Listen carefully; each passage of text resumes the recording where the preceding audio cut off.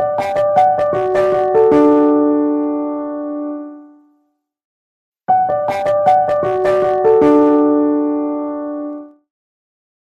everyone, welcome sa Filipino Corporation President Caravan.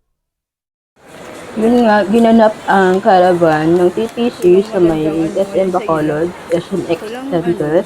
Actually, di ko pa siya alam kung paano pumunta doon kasi first time po makapunta sa SMX Convention Center na tinatawag. So, ayun, nag-ikot kami ng anak ko. Sumama kasi siya kasi gusto niyang witness kung ano yung event na pupuntahan ko. At saka, para na rin makagala. Ayun nga, hindi naman kami nahirapan kasi nagtanong-tanong lang naman ako. Nung nasa hallway na kami papunta ng venue namin, ayun, nandun na yung mga leaders o yung mga city stockists na nakaupo na dun sa table, long table para sa registration namin. Habang di pa nag-start ang program, nag-picture-picture muna kami, tingin-tingin sa paligid, meeting new people around me, ganyan. Simple lang yung event pero, malaking tulong na rin sa amin para magkakakilala-kilala kami. Lalo na ako na hindi naman nasa team nila gagaling. So, okey lang yun kasi importante sa'kin ma-meet and greet ko si Nanay Pres, yung founder and CEO ng Telepreneur Corporation. Si Nanay Mariel po ay kapatid nung talagang may-ari o gumawa nung TPC or Telepreneur Corporation.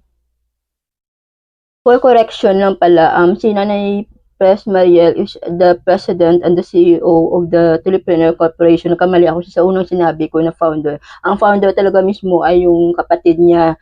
Nakalimutan ko yung pangalan ni Tatay Pres. Basta yun.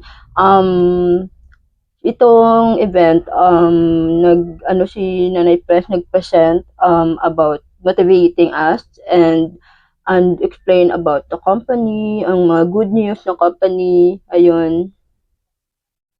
Like I have mentioned na before na ang founder talaga ng Telepreneur Corporation ay si Honorable elected Lorenzo Ray Llosa. Siya po yung nagtayo ng TPC. Actually, itong si Tatay Pres Lorenzo Ray Llosa ay tumatakbo uling mayor ng Fami Laguna. So, congratulations tayo, nanalo po kayo uli bilang mayor ng inyong syudad. Salamat po pala Telepreneur family sa Jollibee treat during the event.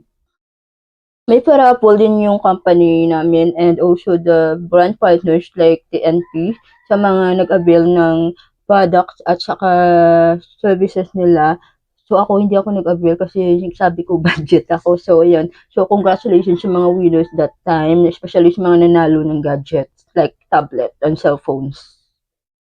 Thank you din pala sa mga brand partners ng TPC like Smart, Token Text, D2, Signal, Globe sa introduce ng kanilang mga latest products and services sa amin, and especially how they are happy with us sa Telepreneur Corporation, and also sa mga Hall of Famer na nagbahagi ng kanilang inspirational message, and also the